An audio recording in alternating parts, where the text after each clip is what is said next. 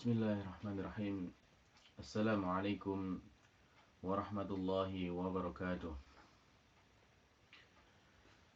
Alhamdulillah. Alhamdulillahi wassalatu wassalamu ala rasulillah wa ala alihi wa ashabihi wa man walah. Wala hawla wala quwata illa billah.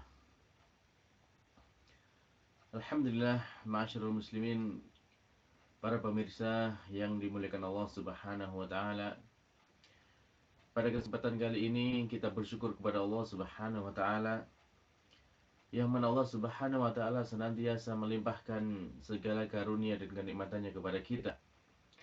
Hingga pada kesempatan kali ini kembali kita diizinkan oleh Allah Subhanahu wa taala untuk bertemu kembali dalam majlis kita yang insya Allah penuh barokah ini.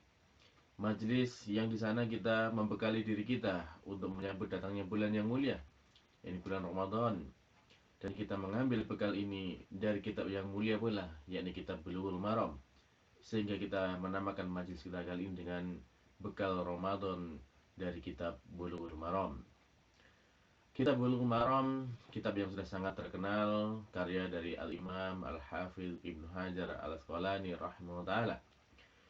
Dan sebagai faedah ilmu dari penjelasan kitab tersebut, insya Allah kita akan membaca apa yang telah disampaikan oleh Fadilatul Syekh Muhammad bin Shalih Al-Utsaimin rahimahullah ta'ala dalam kitab beliau, yakni Fathu Dzil Jalali wal Ikram bi Syarhi Bulughil Maram. Para pemirsa yang dimuliakan Allah Subhanahu wa taala, pada kesempatan yang lalu sudah kita jelaskan hadis pertama dan kedua dalam pembahasan puasa dalam kitab Bulughul Maram ini, yang di sana menjelaskan kepada kita tentang larangan bagi kita untuk mendahului bulan Ramadan dengan puasa 1 atau 2 hari sebelumnya.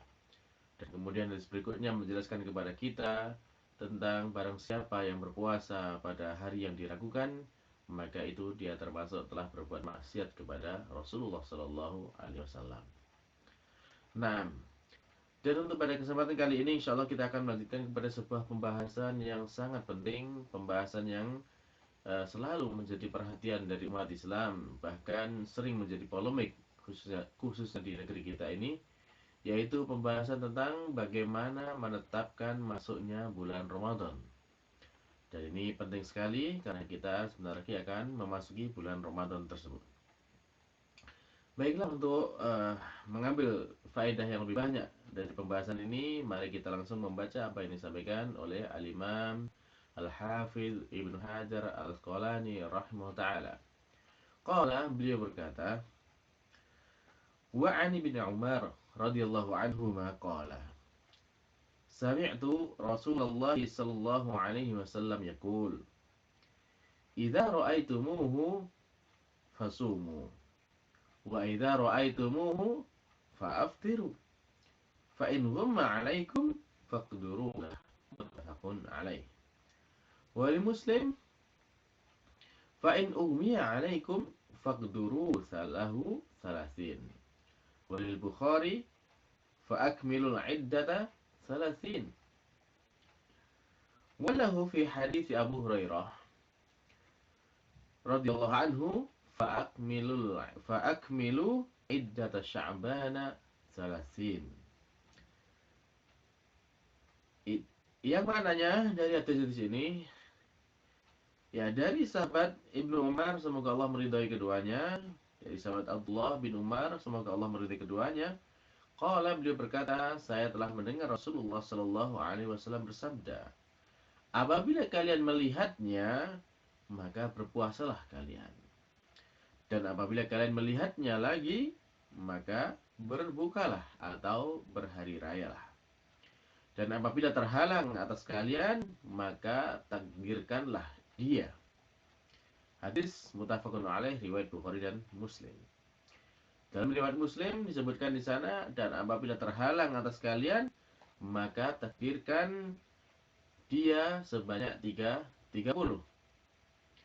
Dan juga dalam riwayat Imam Bukhari disebutkan, sempurnakanlah hitungannya atau bilangannya menjadi 30. Dan juga dalam riwayat Bukhari dalam hadis Abu Hurairah, semoga Allah meridainya, di sana disebutkan maka sempurnakanlah bilangan Sya'ban itu menjadi 30. Baiklah, itulah beberapa hadis ya yang disampaikan oleh Al-Imam Al-Hafidz Ibnu Hajar Al-Asqalani. Sekarang kita masuk kepada penjelasan yang disampaikan oleh Fadilatul Syekh Muhammad bin Shalih Al-Utsaimin. Maka beliau mengatakan di dalam hadis disebutkan di sana idza ra'aitumuhu, apabila kalian melihatnya. Di sini ada kata ganti hu. Dalam bahasa kita yaitu nya.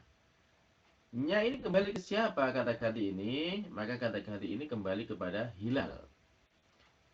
Ya, meskipun sebelumnya tidak disebutkan dalam hadis tentang hilal tersebut, akan tetapi memang konteks dari hadis ini menunjukkan kepada hilal tersebut. Sehingga ketika kita membaca idza ra'aitumuhu, apabila kalian melihatnya, maksudnya adalah apabila kalian telah melihat hilal, ya, sesuai dengan batasan dalil-dalil, ya, maka di sana kemudian konsekuensinya adalah fasumu, maka berpuasalah kalian. Ya, jadi dengan melihat hilal, maka itu berarti masuk waktu untuk berpuasa. Wa idza ra'aitumuhu, dan apabila kalian melihatnya lagi, fa'aftiru, maka berbukalah kalian atau berhari raya kalian. Maksudnya di sini adalah hilal bulan Syawal. Maka kita kemudian pada saat melihat hilal bulan Syawal, maka itulah masuk kita untuk berhari raya. Kemudian di dalam hadis disebutkan di sana ghamma alaikum. Ya, ghamma alaikum. Maksudnya al-gham di sini maknanya adalah tatbiq, ya, menutupi ala syai', menutupi sesuatu. Atau ikhfa'us syai', menyamarkan sesuatu. Misalkan di antaranya seseorang itu terkena penyakit gham. Apa itu? Bahwasanya ketika seseorang itu tertimpa penyakit gham ini, maka gham inilah yang menjadikan penutup bagi dia, menghalangi dia dari apa? Dari kejernihan berpikir, dari kemurnian pikiran, maka itu akan berpengaruh kepada orang tersebut. Akibatnya apa? Akibatnya dia akan mengalami kegalauan, kegelisahan, kegundahan. Ya, karena ada yang menghalangi antara dia dengan kejernihan pikirannya, antara dia dengan, ya, apa yang seharusnya dipikirkan dengan baik dan benar, sehingga dia mengalami kebingungan di sana. Kemudian makna guma alaikum, sedangkan makna dari terhalang atas kalian, maka di sini adalah maksudnya adalah tertutup atas kalian hilal itu dengan apa? Dengan awan, dengan kabut, dengan gunung yang menjulang tinggi yang tidak bisa didaki, ya, atau yang semisalnya seperti itu. Maka itu akan menjadi penghalang antara seseorang dengan munculnya hilal tersebut. Nah, kemudian di dalam lanjutan hadis disebutkan di sana faqdurulah, ya, faqdurulah, maka takdirkan hilal itu. Maka di sini ada perbedaan pendapat di kalangan ulama tentang makna dari takdir ini. Uqduru, ya. Sebagian ada yang mengatakan makna uqduru di sini adalah at-taqdir, ini perkiraan. Maka perkirakanlah, iya. Jadi maknanya bahwasanya ini diperkirakan, dihitung, dilihat, ya, tempat-tempat munculnya hilal itu pada tahun-tahun yang telah berlalu, ya, sehingga di sana kemudian bisa dikiaskan saat itu, saat waktunya melihat hilal Ramadan itu dengan apa yang telah terjadi pada malam-malam sebelumnya. Yang berdasarkan ini pula hingga akhirnya kemudian ada yang dinamakan dengan ilmu falak tersebut, yaitu ilmu yang mempelajari, yang menghisap tentang perjalanan atau peredaran bulan, ya, yang berdasarkan peredaran bulan tersebut dari hari ke hari, dari tahun ke tahun, sehingga kemudian bisa disimpulkan saat ini keberadaan bulan ada di mana. Dan ini yang dinamakan dengan, ya, ilmu falak sekarang. Itu pendapat yang pertama dari mana ukduru atau dengan mana takdir. Adapun makna yang kedua dari kata ukduru ini sebagaimana dalam firman Allah Subhanahu wa taala, Allah berfirman, wa man qudira 'alaihi rizquhu falyunfiq mimma atahullah. Dan barang siapa yang ditakdirkan atasnya rezekinya, maka adalah dia berinfak dengan apa yang telah Allah berikan kepadanya. Maka kata kudiro di sini maknanya adalah tadyiq, yaitu penyempitan. Jadi maknanya adalah barang siapa yang mengalami kesempitan rezeki, ya maka barang siapa yang disempitkan rezekinya, ya maka dia hendaklah berinfak dengan apa yang Allah berikan kepadanya. Nah, maka kalau kemudian diterapkan di dalam hadis, nah makna kesempitan di sini itu, penyempitan di sini itu untuk apa? Ya, apa yang disempitkan? Apakah bulan Sya'bannya ataukah bulan Ramadannya? Maka di sana juga ada khilaf. Sebagian ulama mengatakan bahwasanya yang disempitkan adalah bulan Ramadannya. Ya, yang disempitkan adalah bulan Ramadannya. Afan. Yang pertama, para ulama menyatakan bahwasanya yang disempitkan di sini adalah bulan Sya'bannya. Sehingga ketika yang disebutkan bulan Sya'ban, maka bulan Sya'ban dicukupkan hanya 29 hari saja, tidak sampai kepada hari yang ke-30. Ya. Maka kemudian di saat yang hari ke-30 tersebut, maka itu sudah dikatakan sebagai awal Ramadan dan sudah mulai masuk hari berpuasa. Ini adalah pendapat yang masyhur dari mazhab Imam Ahmad dan banyak dibela oleh para pengikutnya dari kalangan ulama Hanabilah. Ya. Jadi mereka menyatakan tadyiq di sini, ya penyempitan di sini adalah penyempitan di bulan Sya'bannya, sehingga Sya'ban hanya cukup 29 hari saja dan setelahnya itu langsung masuk ke 1 Ramadan. Kemudian pendapat yang kedua, makna dari tadyiq sini yaitu penyempitan di sini yaitu yang disempitkan bukan bulan Sya'bannya, akan tetapi justru yang disempitkan adalah bulan setelahnya. Setelah Sya'ban adalah bulan Ramadan. Sehingga apabila bulan Ramadan yang disempitkan, maka di sana kemudian ada kelapangan untuk bulan Sya'ban, sehingga Sya'ban itu digenapkan bilangannya menjadi 30 dan jatuhnya Ramadannya dimulai setelah tanggal 30 Sya'ban. 1 Ramadan baru mulai setelah tanggal 30 Sya'ban. Jadi mundur daripada pendapat yang sebelumnya tadi. Nah, maka manakah yang lebih benar dari dua pendapat tersebut? Maka yang lebih benar adalah yang pendapat yang kedua, bahwasanya yang disempitkan adalah Ramadannya, sehingga digenapkan Sya'bannya menjadi 30. Alasannya apa? Ada dua alasan. Alasan yang pertama, bahwasanya Nabi Shallallahu Alaihi Wasallam sendiri beliau yang menafsirkan makna dari kata ukduru tersebut. Di dalam riwayat Muslim disebutkan di sana ukduru lahu salasin. Ya, takdirkan di sana dengan 30. Maksudnya 30 di sini adalah 30 untuk bulan Sya'bannya digenapkan menjadi 30. Di dalam riwayat Bukhari pun demikian, disebutkan di sana adalah fa'akmilul iddata salasin, maka sempurnakanlah bilangannya menjadi 30, yakni bilangan bulan Sya'ban sebagaimana yang dikeluarkan dalam hadis Abu Hurairah yang di sana juga diriwayatkan oleh Imam Bukhari, yang disebutkan di sana adalah fa'akmilu iddata Sya'ban salasin, maka sempurnakanlah bilangan bulan Sya'ban itu menjadi 30. Nah, ini adalah langsung penafsiran dari Nabi Muhammad SAW. Nah, apabila beliau SAW sudah menafsirkan sendiri apa yang beliau sabdakan, apakah kemudian setelah itu ada selain beliau yang bisa lebih memahami tentang maksud daripada beliau? Ya tentu tidak ada. Beliau adalah orang yang paling paham dengan apa yang beliau sabdakan. Maka jadi di sini menjadi jelas bagi kita bahwasanya yang sahih, yang benar dari makna tadyiq tadi, makna penyempitan tadi adalah penyempitan untuk bulan yang setelah Sya'ban, yaitu bulan Ramadan.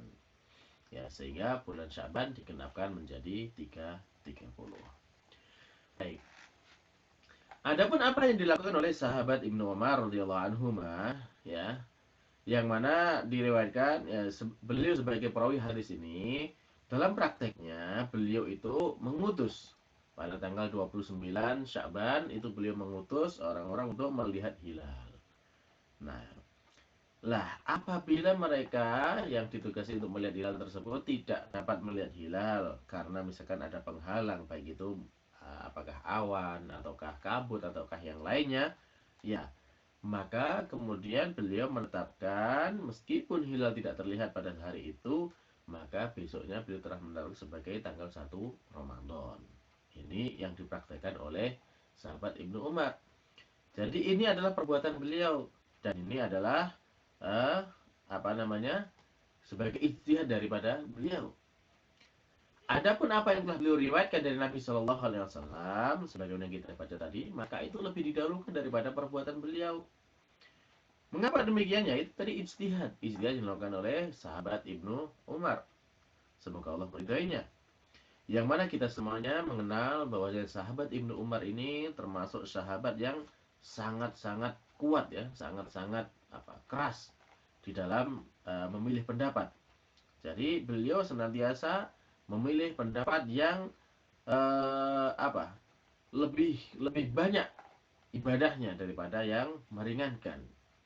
Jadi seperti itu yang dilakukan oleh sahabat Ibnu Umar, dan beliau terkenal dengan demikian. Bahkan ketika Khalifah Harun al-Rasyid pun meminta kepada Imam Malik untuk menulis kitab Muwatta, maka beliau memberikan wasiat bahwasanya dalam menulis kitab Muwatta itu adalah tajannab, yaitu jauhilah dari kelonggaran yang diberikan oleh sahabat Ibnu Abbas, dan juga apa namanya ke apa namanya ya tasdid, yakni eh, ke kesungguhan atau istilahnya.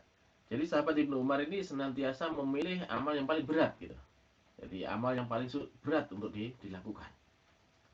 Nah, jadi kalau sahabat Ibnu Abbas cenderung memilih yang longgar. Adapun sahabat Ibnu Umar ini cenderung memilih yang kuat atau yang sulit untuk dilakukan. Dan kita tahu juga bahwasanya sahabat Ibnu Umar ini beliau juga memiliki pendapat ketika dalam berwudu, maka beliau memilih untuk membasuh dalamnya mata. Ketika membasuh wajah itu sampai dalamnya mata itu diusap dengan air, sehingga di saat beliau berusaha lanjut, maka itu mengakibatkan beliau tertutup pandangannya atau beliau tidak bisa melihat lagi. Ya karena apa yang telah dilakukan oleh sahabat Ibnu Umar tersebut. Jadi demikian. Ini adalah ijtihad dari sahabat Ibnu Umar. Jadi maka kita lebih mendahulukan apa yang telah disampaikan oleh Rasulullah Shallallahu Alaihi Wasallam. Demikian, wallahu a'lam. Kita lanjutkan. Jadi sebagai kesimpulannya ya, apa yang disampaikan oleh sahabat Ibnu Umar, ya kita ketahui sahabat Ibnu Umar termasuk manusia yang paling kuat ya, paling kuat semangatnya dalam menjalankan ibadah kepada Allah Subhanahu wa taala. Dan beliau senantiasa untuk dirinya, ya untuk diri beliau sendiri memilih perkara yang lebih berat ya dari dua perkara. Ya, oleh karena itu ya beliau berpuasa pada hari yang diragukan di sana, apakah itu hari ke-30 Sya'ban ataukah hari 1 Ramadan. Ketika di sana ada keraguan untuk memilih, maka beliau memilih bahwasanya itu sudah masuk 1 Ramadan. Ya. Jadi itulah yang kemudian menjadi pilihan daripada beliau radhiyallahu anhu. Itu alasan yang pertama tadi, bahwasanya Rasulullah sendiri telah menafsirkan makna dari uqduru tersebut. Alasan yang kedua, ya, termasuk yang menjadikan pembenar dari pendapat yang kedua ini, apa yang disampaikan oleh sahabat Yasir ya, Ammar bin Yasir, sahabat Ammar bin Yasir radhiyallahu anhu. Apa yang disampaikan oleh sahabat Ammar bin Yasir itu menjadi hadis yang jelas ya, perkara yang jelas, yang mana di sana disebutkan apabila hilal itu tertutup oleh awan, tertutup oleh kabut ya. Maka kalau demikian kondisinya, puasa pada hari ke-30 Syaban itu hukumnya adalah haram. Karena itu adalah bermaksiat kepada Rasulullah Shallallahu Alaihi Wasallam. Nah, ya dalam masalah ini di dalam mazhab Imam Ahmad ada banyak sekali pendapat ya, bahkan sampai 7 pendapat ya. Bagaimana di dalam menetapkan awal masuknya bulan Ramadan tersebut.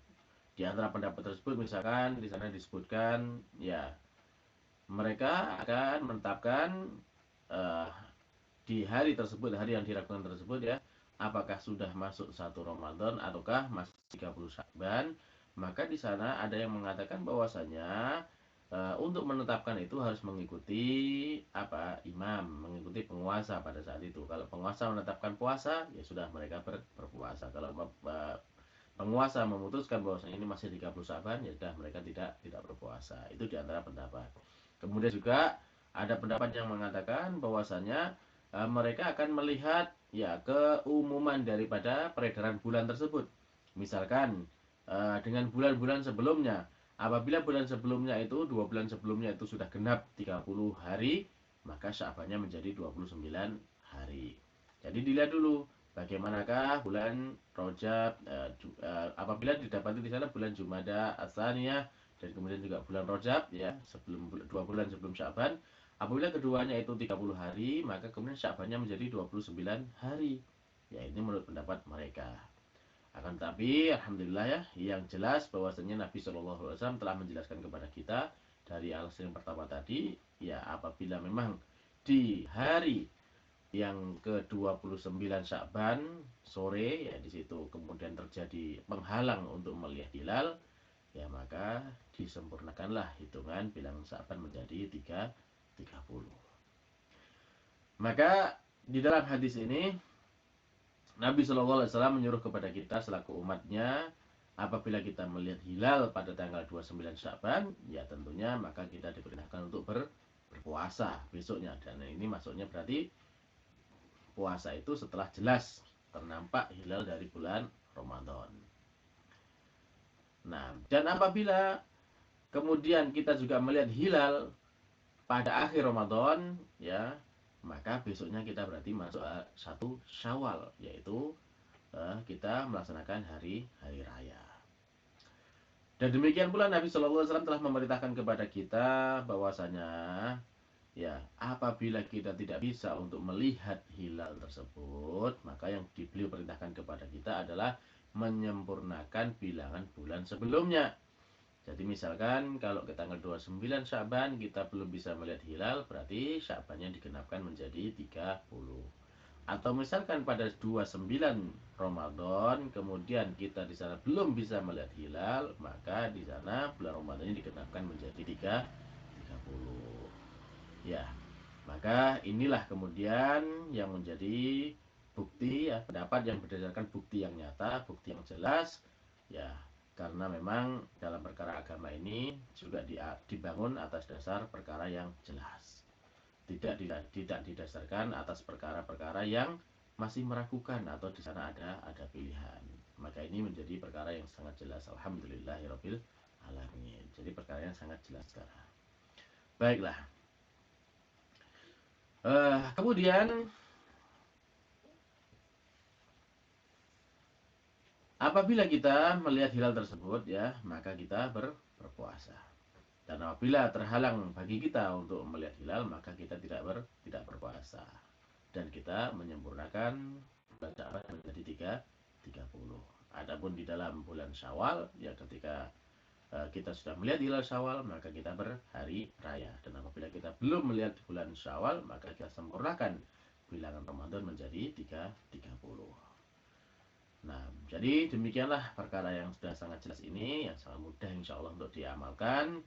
Dan insya Allah juga akan menghilangkan berbagai macam ya kegelisahan, ataupun keraguan, ataupun kebimbangan yang ada di tengah-tengah masyarakat. Baiklah, mungkin ini dulu untuk bagian pertama dari apa yang akan kita sampaikan terkait dengan bagaimana menentukan masuknya bulan Ramadan tersebut. Ini yang bisa kita sampaikan dari apa yang telah disampaikan oleh Fadilatul Syekh Muhammad bin Shalih Al-Utsaimin. Mudah-mudahan ini bisa menjadi awalan yang cukup mencerahkan bagi kita bagaimana dalam kita menentukan awal dari masuknya bulan Ramadan tersebut. Semoga Allah Subhanahu wa taala senantiasa memberikan taufik dan hidayah kepada kita hingga kita senantiasa berada di atas kebenaran dan istiqomah di atasnya hingga kita mendapatkan husnul khotimah insyaallah. Amin. Dan kita akhiri subhanakallahumma rabbana wa bihamdika asyhadu an la ilaha illa anta astaghfiruka wa atubu ilaik. Wassalamualaikum warahmatullahi wabarakatuh.